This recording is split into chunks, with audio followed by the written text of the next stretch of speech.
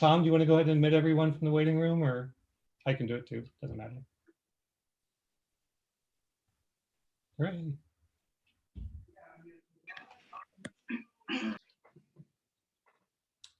All right, greetings everybody. My apologies that we started a little bit late. Still learning how to make this all go, according to schedule. But that's great to see all your faces. We have a lot of regulars here and some people I have not seen before, so that's wonderful. So this is going to be a special meeting in that I have invited guests. We have a panel discussion on the topic of teaching birdwatching or birdwatching education. I haven't come up with which of those approaches I prefer. So I'm going to quickly go through introductions of our panelists. If I can find where I have placed that. Okay, so the first of our four panelists is Rebecca Coulter. Rebecca, can you maybe say hi or wave if you can see Rebecca waving on your screen? So Rebecca works as the volunteer manager at the Santa Barbara Museum of Natural History. She's been birding in the Santa Barbara region for 20 years. She leads field trips and birding classes at the museum, and she is the head compiler for the Santa Barbara Christmas Count. She is particularly interested in teaching how bird sounds can help build identification skills and enjoyment in the field. So I am looking forward to hearing more about that. The next panelist I want to introduce is Libby Patten. Libby, can you wave and maybe unmute and say hi if you're muted? I think I'm not muted, I hope. Okay, great. So Libby is retired, I understand, formerly an electrical engineer, working on infrared detectors for Earth resource imaging, which would be interesting to talk about another time maybe. And it says here, your first love was singing, which undoubtedly fueled your love of bird vocalizations. She has been actively birding since 2011. And this was funny to me. The first time I ran into you in the field and we were talking, and I realized very quickly that, oh, you were really good at birding by ear, and we were comparing notes about what we were hearing. And I thought, wow, when I've been birding as long as Libby, I hope I can do that as well as she does. And then you admitted that, yeah, you had started birding like 3 or 4 years before, and I was just floored. I felt completely inadequate at that moment, but it was still fun. Anyway, Libby teaches adult education birding classes, and you've been doing that since 2016, and you've led various walks for Santa Barbara Audubon. So thank you for being here. Our third participant, who does not have video, but I believe we have her on audio, is Kay Regester. Regester? Yeah. She works as hello, Kay. She works as a forensic psychologist and has led numerous field trips, I believe, for Ventura Audubon. Is that right, Kay? Yeah. Yeah. Yeah. And you wrote, when I asked you for your bio, that you engage in random education of the public when you were birdwatching and someone seems interested. So I consider that a good qualification. And last but not least, we have Guy Tingos. So Guy, can you unmute and wave? Hey there. There's Guy. Guy has been birding for 40 years. He teaches classes for the Santa Barbara Museum of Natural History, the Santa Barbara Natural History Museum, and has led bird walks for the Santa Barbara Audubon, for the Sedgwick Reserve, and the Santa Ynez Valley Natural History Society. And I think 40 years. for a long time. He's not that old. Well, you started young, that's all. That's all that is. I wish. I think of the 4 panelists, you were the only one whose bird watching teaching I've experienced directly. Like, I've been on guided walks that you have done a couple times at Sedgwick. I don't think anybody else, I mean, I've birded with most of the rest of you, but I don't think I've actually been in a class that you led. So I'm looking forward to finding out more about how you do your classes. Great. Okay, so that's it for introductions. And because I'm going to try and get this whole thing done in 45 minutes, I'm going to move along pretty quickly. Something I want to try and do this time that we have not done in previous meetings is I want to ask everybody who is not one of the 4 panelists or the 3 panelists who have video to turn off your video for this portion. And that's just to help me manage the YouTube live stream experience where it will show just the people who have video active, and I can get that down to a smaller number of windows. And there will be an opportunity at the end where I'm going to ask you to turn your cameras back on and participate in a more wide, wide-ranging back and forth where you can ask questions directly. So thank you for doing that. I see that a bunch of you have turned your cameras off. Those of you who are struggling to find how to do that, I'm going to go ahead and ask our co-host, Jenny or Tom, to go ahead and helpfully turn off the cameras of those who are not our three panelists with video. Oh, there's Guy. Yeah, we've got a lot of people here who I've not seen in previous meetings, many of whom I recognize as people I admire, people whose birding reports I look forward to reading whenever they cross my field of view. So I'm looking forward to getting questions from them. So let me hurry up and get through this, the sort of panel part that I wanted to do. So I've loosely structured this as a series of questions: who, what, when, where, excuse me, who, what, when, where, how, and why. But that's loose and doesn't have to be followed. But I guess I would like to start off by asking whichever of the panelists want to go first. Could you share with me who taught you bird watching, or who do you think exemplifies what a bird watching teacher should do or should be, or how they should approach it? Who would like to go first on this? I'll jump in because it's Rebecca. I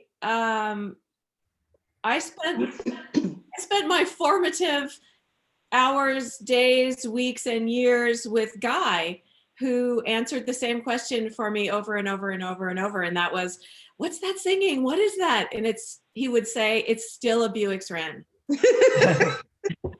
So Guy was my primary mentor, one-on-one mentor, along with a lot of other wonderful people. But you will often find that Guy and I answer the questions the exact same way. So you're converging on the truth, clearly. Yeah, right. Well, I guess I'll go to Guy then. Let's see if we can trace this back. So Guy, who taught you how to birdwatch?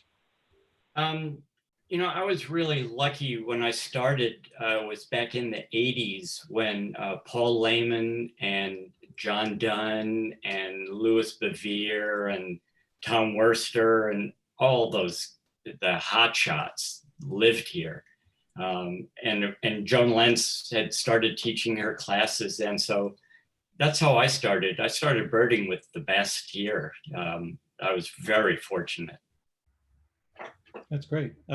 And Kay, I realize we don't have you on video, but hopefully we still have you on audio. Can you share, who taught you to birdwatch? Sure. I was formerly a hiker and a mountain climber. And then I gave birth to my son, and I was reduced to walking the stroller around the neighborhood. And suddenly I noticed there were birds. And I go, all this time I've spent in the woods in my life, I better take a class. So I took a class at Ventura College, and I forget the woman's name now, which is awful because I took an 8-week class, and she was just marvelous. And one of the best things was her sense of wonder and her sense of humor. And one of the very first things we saw is a snowy plover feeding its chicks on the edge of the Santa Clara River estuary.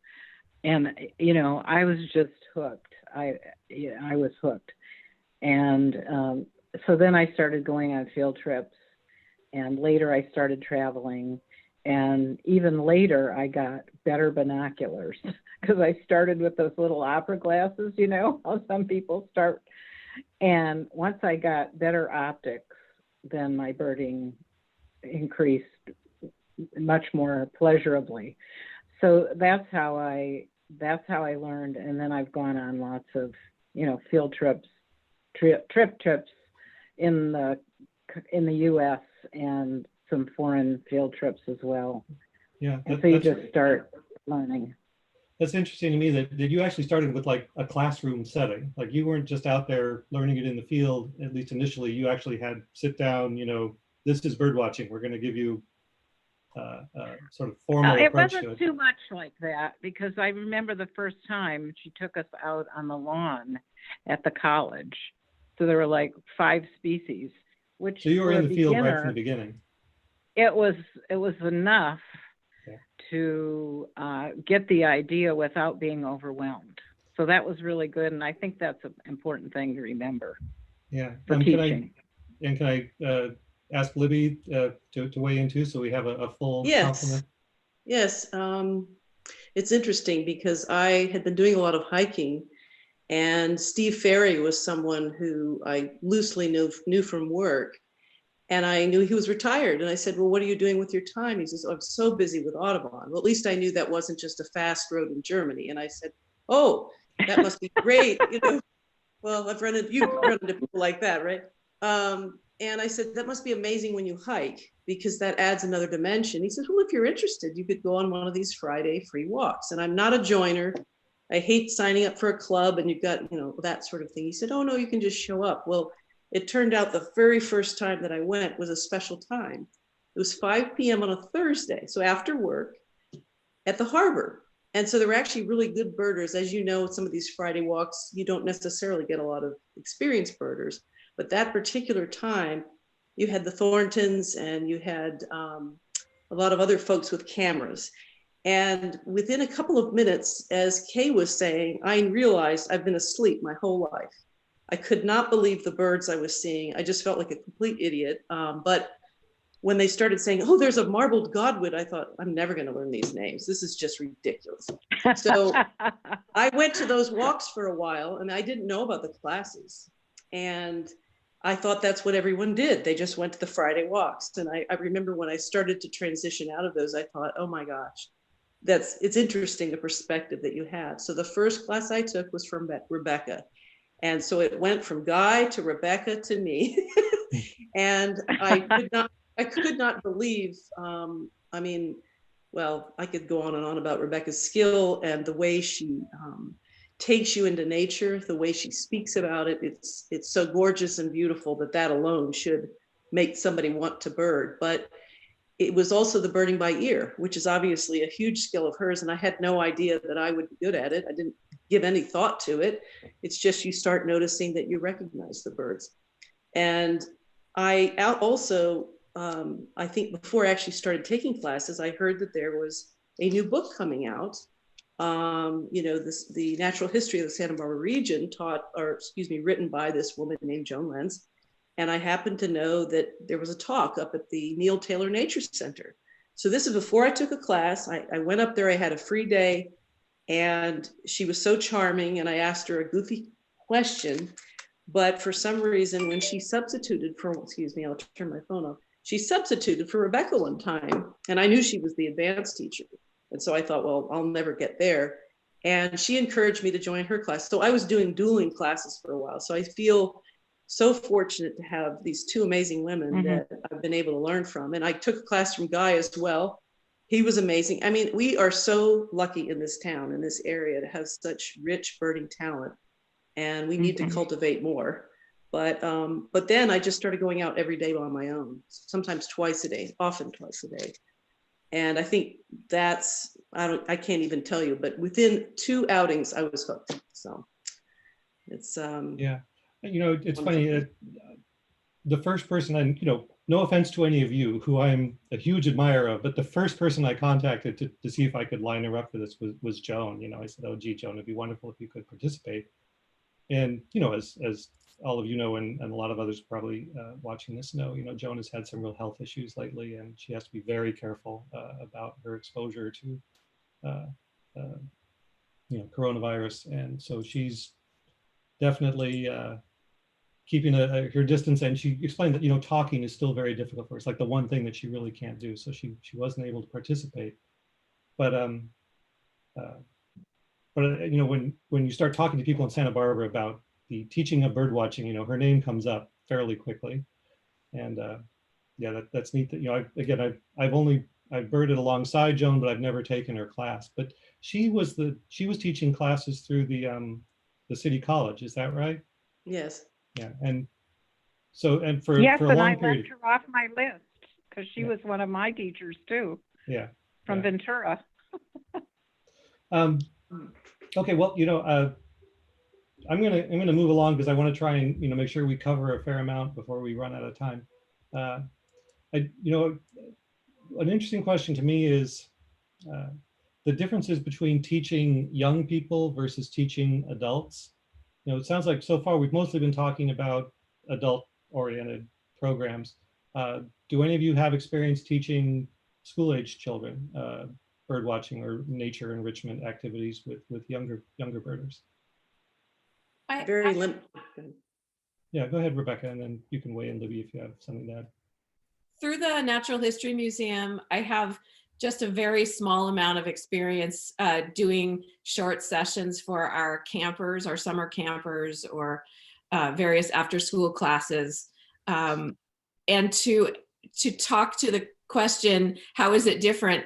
It's 100% different. It's a completely different set of skills to bring in, as well as to, in terms of how you approach it, and just managing the energy is an enormous part of it. And so I find it very challenging to teach younger people, but I also find it really rewarding because you can clear away all the preconceived stuff and you get pure responses back from kids that aren't cluttered with other stuff. So I really enjoy that.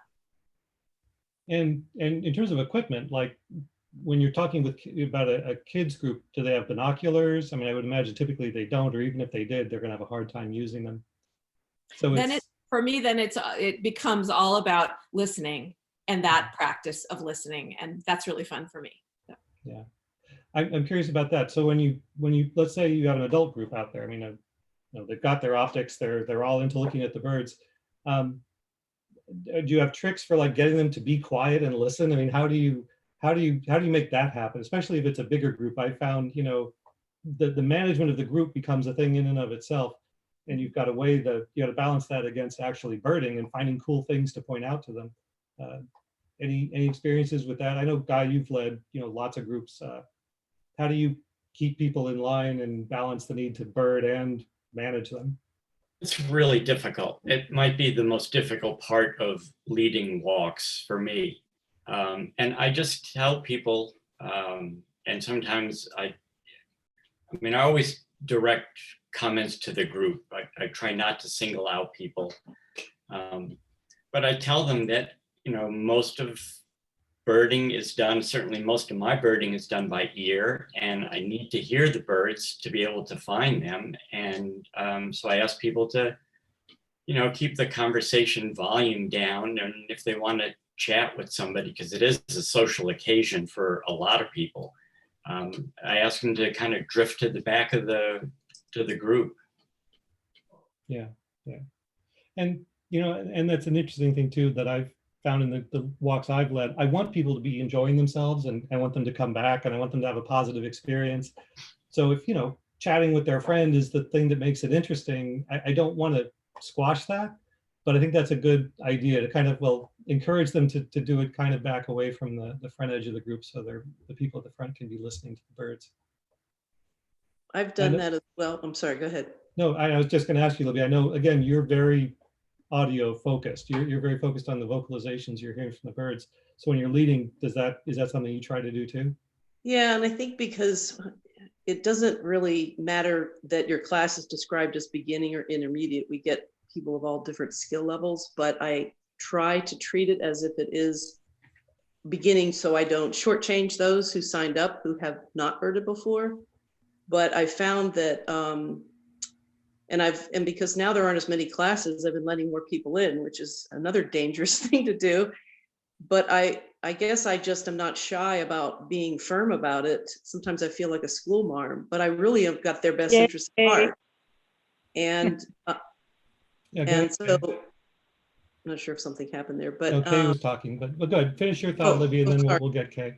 But sometimes I've turned around and I feel like I've turned them into a bunch of deaf mutes, and they're following me so quietly, they're afraid. And I thought, oh gosh, that's not what I meant to do. So I'm still learning how to do that, because they can be, and I told them, you guys are so precious, you're doing such a great job, but I still want you to be actively looking. But also, because we've got, not everyone, but I have the PA system on, and it's just, when I first started teaching, it was when Rebecca got injured, I was trying to be the faux Rebecca because people had signed up for her class. And so I wanted to be as much like her for that class. I quickly found I could not have the level of the way she speaks and the decorum. I'm just a goofball. There's nothing I can do about that. So when I hear vocalizations, I can't help myself. I imitate them. And people have come back and said they like that. So, you know, not everybody is going to have a good experience doing that, but I think it makes them aware that I'm hearing something and listen. So it's still a work in progress, but I just love it so much. I want them to get something out of it, but it's tough because not everyone can hear or remember. So, yeah. Another question I wanted to ask you about is, where is a good place to take your group? I mean, and I've been wrestling with this, setting up these walks for Carpinteria Birdwatchers, and you know, when you start listing off the characteristics of a site, the list of places to go gets pretty small pretty quickly, because it needs to be someplace that will accommodate a larger group.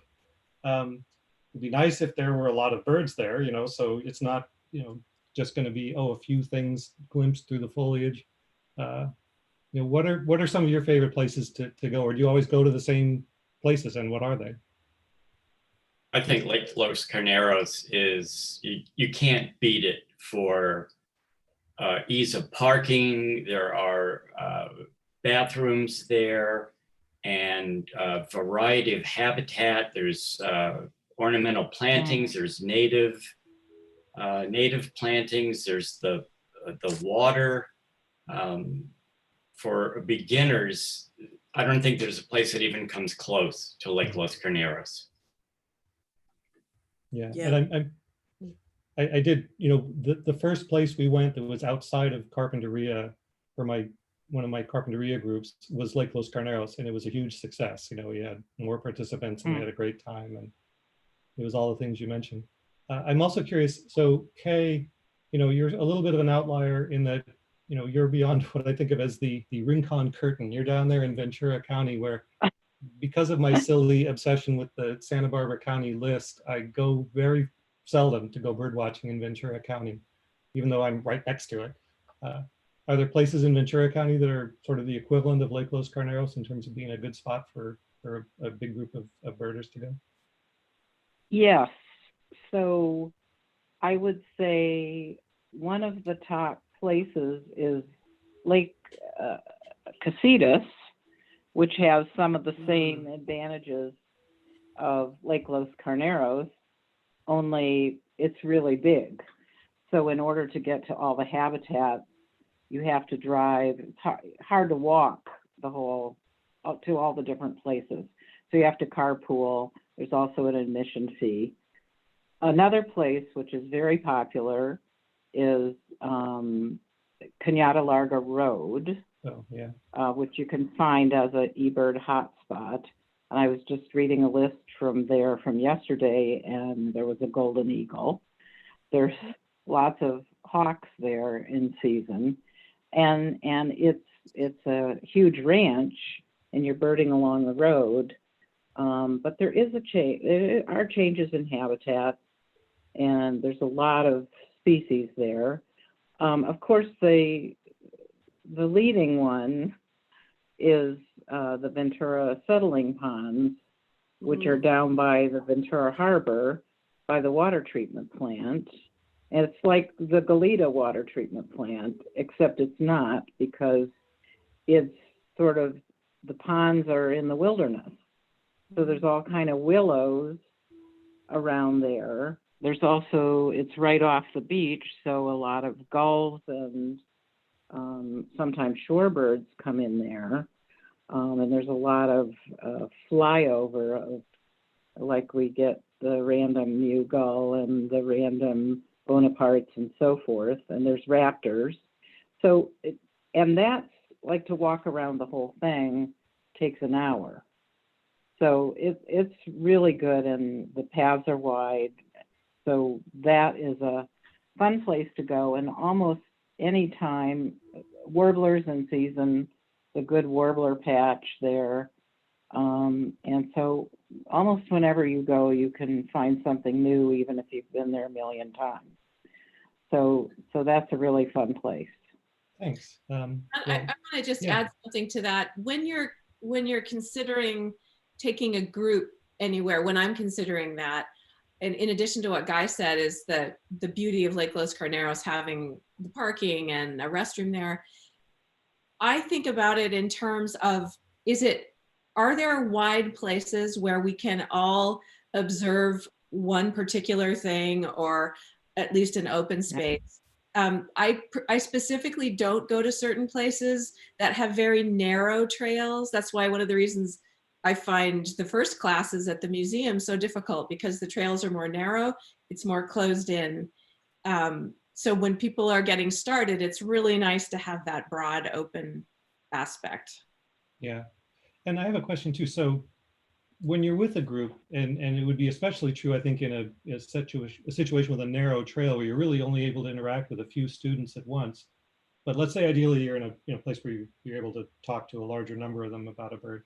Do you identify the bird for them right away? Do you encourage them to identify the bird and like give them hints, or help them out if they're struggling? I mean, how much are you like a guide? Like I would think of, these folks who hire themselves out as bird guides, they're finding the bird, they're identifying the bird, they're getting the paying customer on the bird.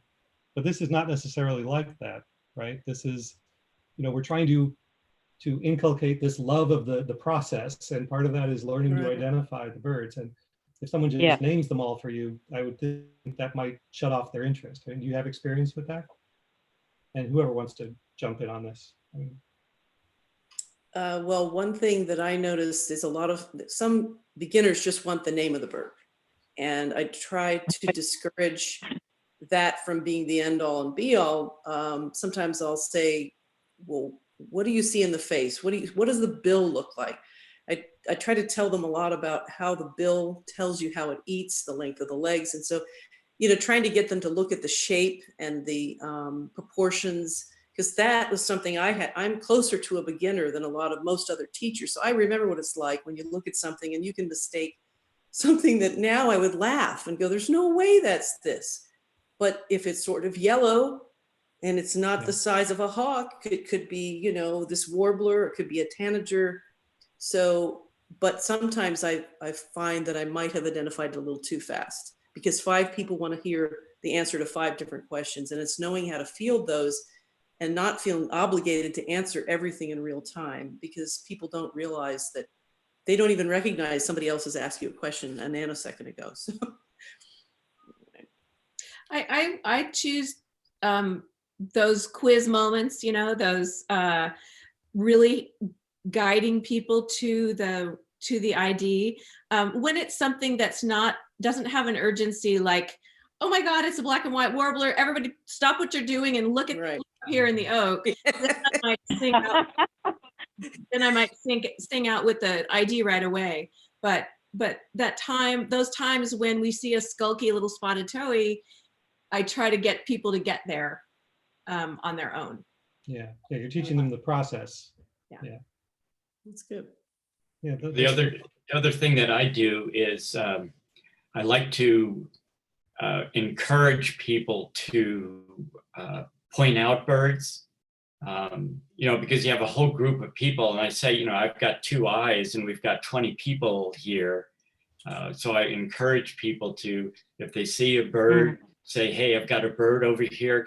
What is it? Or if you know what it is, I don't mind people in my class saying, hey, I've got a spotted towhee over here, or oak titmouse over here.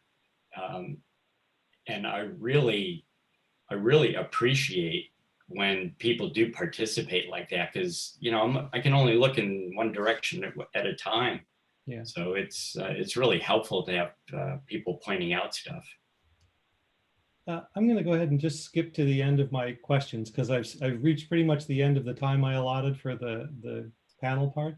But I just want to talk about the why question a little bit. Why is it that, why do this? Why go out there and take time when you could be bird watching yourself and spend that time teaching others to bird watch, or answering the same question, over and over again for the 6 different people ask you, oh, what's that? What's that? What's that? And you're giving the same answer every time. what's the value in teaching bird watching? What's the larger purpose that causes you guys in particular, and gals, mostly gals, to choose to do that? Rebecca, please. Okay, sorry. Well, was I just- think okay, I'll go ahead. I just want to say that there are two things. The first thing is that I cannot think of any activity that I would rather be doing and sharing and getting other people turned on to. It is the most thrilling and rewarding thing that I've ever experienced. But it's how Guy approached it with me, and it's how it opened a door to the natural world like nothing else has ever done for me ever. I had no science background, no biology training, nothing. I was a writer and literature student. So it opened these doors, and it was a floodgate, and my life has improved immensely since that. So why not? I mean, that's my big reason. Yeah, I would That's great, echo that. Libby. I would echo that. I think that I didn't really realize, there's quite a range of how people respond to these classes. Some people coming out once a week for 8 weeks, twice a year, they look forward to it, and that's all they do. And if that's what they want to do, that's what they should do. But then you get some percentage of people that the hook gets into them, and they will write notes and come up to you and say, my life is just as Rebecca recounted. I feel like my life will never be the same. And just as Kay was saying, when I'm out just birding by myself, if I see anyone that looks the least bit interested, I have to just shut up because I can't stop sharing. Oh, do you hear that? And of course, now in this age of coronavirus, I'm running away from people. So it feels very alien not to be able to share that, because it's such a joy. I think everyone's probably experienced this, that you feel as if you've given a gift to someone, but they also give a gift back to you, because their reaction, and they see things and they hear things differently. And so I love both activities. I certainly wouldn't want to teach every day, but in a formal way. But I end up doing it because I can't help myself when I'm out there. It's just so, like she said, it's, as Rebecca said, it nourishes the soul in a way that almost nothing else I've ever encountered does. It's amazing. Yeah, I agree. Guy, did you have any thoughts on the why question? Yeah, it's spend a lot of time by myself. A lot of the things I'm interested in are mostly solo activities, like birding often is, and I fish when I'm not birding, and that is almost always a solo activity. So teaching classes gives me a chance to interact with people. It also, there's part of me that is just a teacher, and that I enjoy doing it. There's a internal payoff that I get just from the process itself, whether people learn or not. I mean, it's always nice when people do, but just being able to do that, there's endorphins or something that I get from just the process itself. Yeah. Kay, can I get your take on that? Well, I don't teach classes per se. I've never felt that I had the expertise to do that. And so my leading field trips is a sacrifice for me. And I do it because I feel I must give back. But because of the problems that some people, we were talking about earlier, about people being loud, people distracting, people, I am a school mom. If I'm going to lead a field trip, you better be ready to pay attention, and I want everybody to participate. And so I'm too strict of a field trip leader, I feel. and I would much rather be birding by myself or with a couple other people that are just as thrilled as I am by discoveries. And so I feel my place is I have to work on my technique for doing what I admire you guys so much for doing, to be more patient.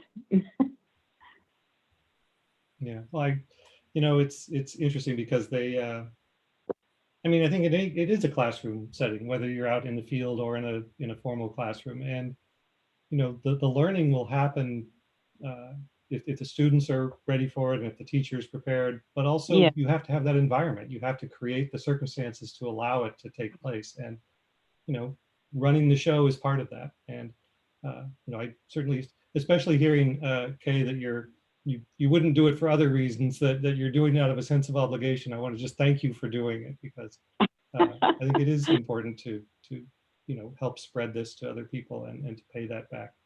I'm going to go ahead and transition to the group questions and see if people who are participating would like to pose their own questions to any of the panelists. So I'm going to encourage people to go ahead and turn your videos back on, and it may get a little bit wild with all the participants we have with video, but I think we can figure it out. If you can pick out a warbler in foliage, you can pick out the person you're talking to in a panel with a lot of different videos.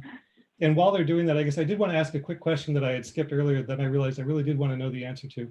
I'm curious if any of the panelists could speak to the question of correcting misidentifications. So if you've got a student and they think they've seen something, and you're aware that actually, no, they did not see that something, how do you approach that? Or are you mindful in your approach to that of, it's like a delicate moment, you want to encourage them for trying. And even if they got the wrong answer, it should be a positive experience. How do you make that a positive experience while also telling them, I'm sorry, you're wrong? Well, I'll just say one thing simply. I use it as an opportunity to say, really? Okay, so tell me about that. Tell me what you saw. Tell me what brought you that? What brought you there? Why did you not consider other things? And I think that I do that because it was modeled early on for me. I know Guy did it. I know Joan has done it. It's such a great exercise to make yourself prove it. Yeah, thanks. Okay, so who in the group has a question? Feel free to just unmute yourself and ask your question, and I'll play traffic cop if too many people want to talk at once, but I don't think we have that problem at the moment. So go ahead and ask. John, this is Lori. Lori. Gaskin. I have a question. First of all, thank you to your panelists, and thank you for hosting this one. I think it's really remarkable, and I am deeply touched as a new birder, having retired recently and now having time. Anybody who is teaching us new birders is really gifted, and it's noble service. And my life has been transformed, and I have an insatiable desire. But I also have a challenge. I am hearing impaired, and I have real difficulty. And do you have any tips, the four of you, for when you have a hearing impairment in one ear, but I just have a really hard time picking up on vocalization? I could address that, Yeah, John, because about 3 years ago, I decided to get a hearing test because my husband was tired of me nagging at him when he said, you have a hearing impairment also. So I went and got a hearing test, and I found out that I did have an impairment, and I got hearing aids. And man, I can suddenly now begin to bird by ear at this late stage. So it's just been marvelous. And I don't know if you have an aid or if you can get aids, but it really is difficult. Then you will have to bird by eye. Thank you. Yeah. Hearing aids. Yeah, and I guess if I can sort of pretend to be a panelist for a second, there's a lot you can do without birding by ear. I mean, certainly I think it's important to take advantage of whatever auditory clues you're getting, and it'll make a big difference in how productive you are in terms of how many species you're going to be able to find within a given span of time. But, you know, there's a lot of things that I miss because I'm so focused on what I'm hearing, or I'm looking at my phone and thinking, oh, I can be hearing while I'm entering this data in eBird. If I were paying more attention visually, you know, you can really scan the landscape for movement, you know, and just, you know, be patient. And I think it's one of those things for me that bird watching really reinforces is that there's just a ton of different sources of information, and most of it I'm unaware of. And the biggest skill that I think I need to work on when I'm out there is just awareness, is just, you know, trying to be open to figuring out what are the things that I'm missing. And that could be visual. And I would think if you know, hearing were not as important, I would focus on trying to do more of that and just trying to, you know, learn the habits of the birds and where to look for them, or just, I don't know. Yeah, I think. Briefly, Yeah, one thing that I have the same experience, John. I listen so much that I forget to look carefully. And quite often I will see something for the first time because I have heard it first. I'll look at it and I'll have failed to build a map of the field marks on the bird and where they are. And it'll be gone and that's over. So that's that would be a great skill to really learn how to build. What does that bird look like where? Yeah. And Libby, yeah. I saw you had your hand up. I can so totally relate. I think, you know, maybe I don't want to raise myself up to Rebecca's level, but I think we could have been, you know, litter mates, because I definitely, I just rely on my ears without even thinking. And, you know, we go through the woods and you're going, titmouse and Buick's right, and da, da, da, and you're doing it all just barely even thinking. And then you go, oh, there's something different. And that's great. That's like intriguing, but that was based on ear. Whereas if I'd been looking more carefully, I might have seen that bird or another bird. And so I've told the class, you probably see better than I do. You're probably going to find the birds faster. So if we can work together, but it's forcing me, because I want to give them guidance on how to observe visually. And luckily I've gotten a little bit better glasses and that sort of thing, but that I think we all lean on the thing that we do the most easily. So Lori, do you hear well out of one ear? Right. Is that right? Right. Yeah. So I guess to some extent you can't, I mean, bird location by hearing is so difficult anyway. So don't feel bad if you're not sure where the bird is. I mean, sometimes I will cup, you know, with my ears. You could take your hand and you could cup your ear and you could move your head from side to side. It might give you, you know, some sense of where that bird is. But just hearing anything, you know, there's a bird there. As John said, that's the first thing. Just, you know, there's something there. And, you know, a lot of times we don't know what something is because some of these birds are young and they make wacky sounds and we get stumped. So it's multifaceted. So you just keep developing stuff. Yeah, thank you for that question, Lori. That was a great question. Are there other questions folks would like to ask?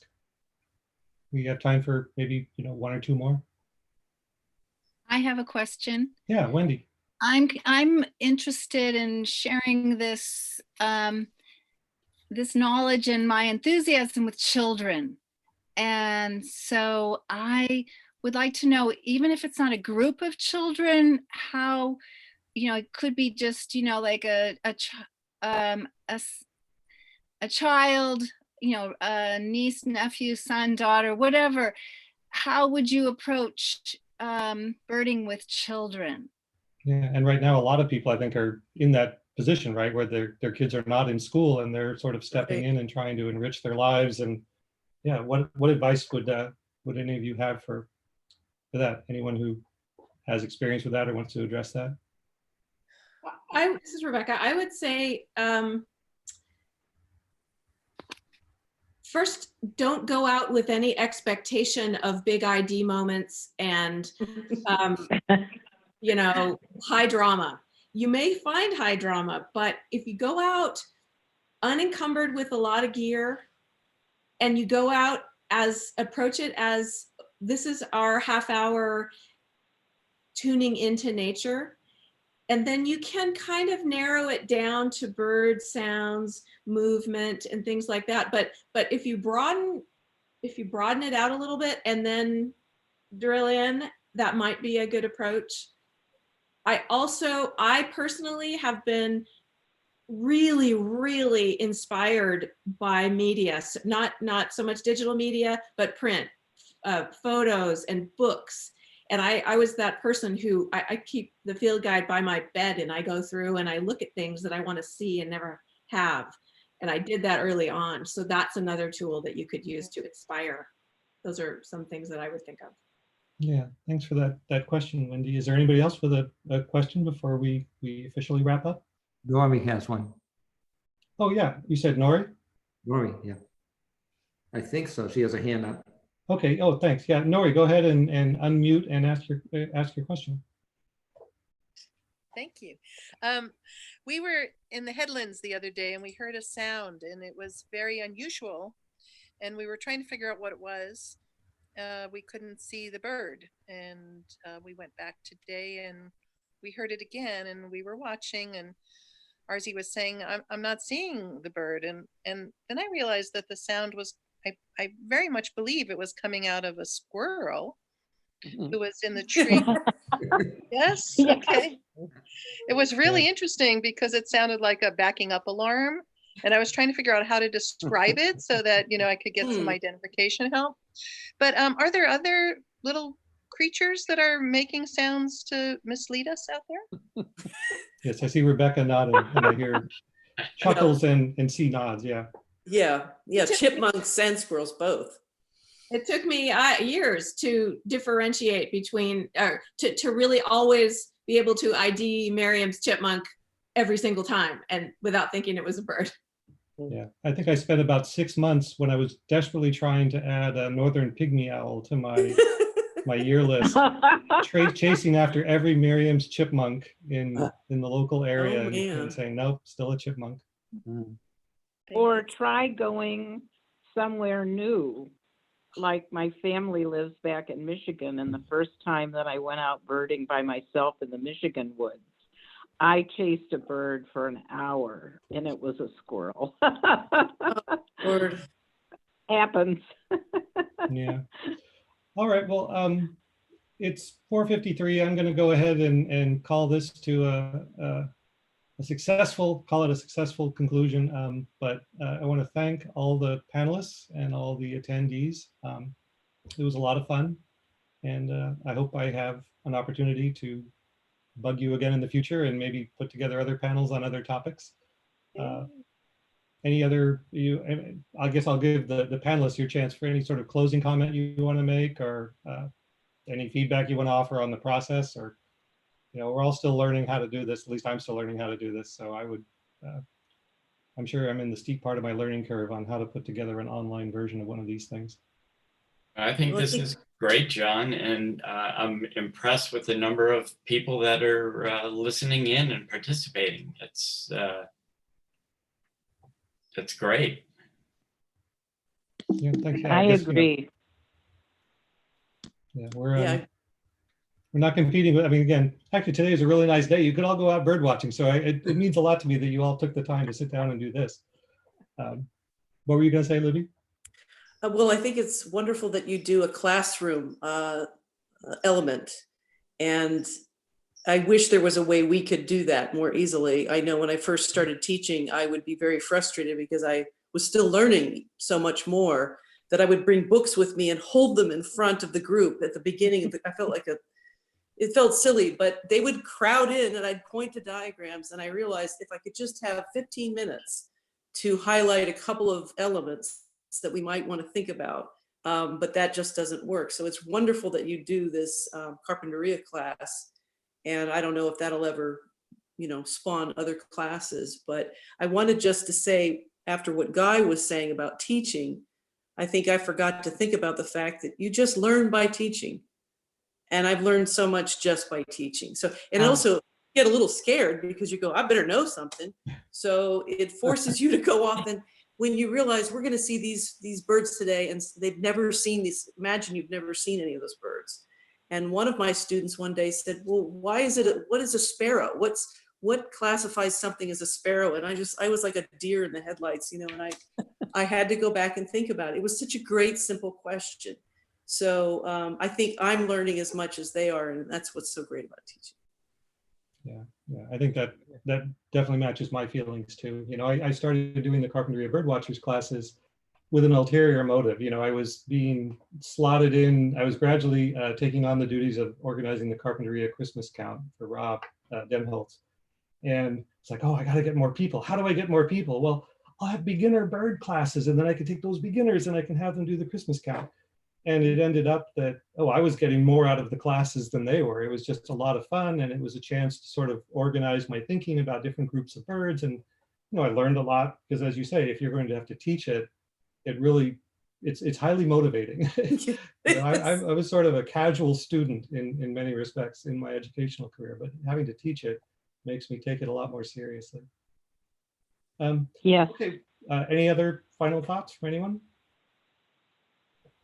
Okay, well, I'm gonna go ahead then and thank everybody again. And you know, certainly if you're interested in doing one of these in the future or participating in future classes, we do have some people here who are new for our group. You can go to our website at carpwithoutcars.org, and there's a mailing list you can sign up there where you'll get notifications of new events. I'm trying to do one of these a week, at least for now, and it seems to be working okay. And you know, I'll keep doing that as long as people keep showing up. So look on that blog for information about what the next class will be, but probably a week from tomorrow, not Thursday tomorrow, but a week from Thursday will be the next regular event. So look on the blog for information about that. All right. The blog. Thank you. Thank you. Thank you. Thank you, everybody Thanks. else. Yeah. For everything. Thank you. Thank you. Thank you all. Bye. So long. Bye, John. Let's see,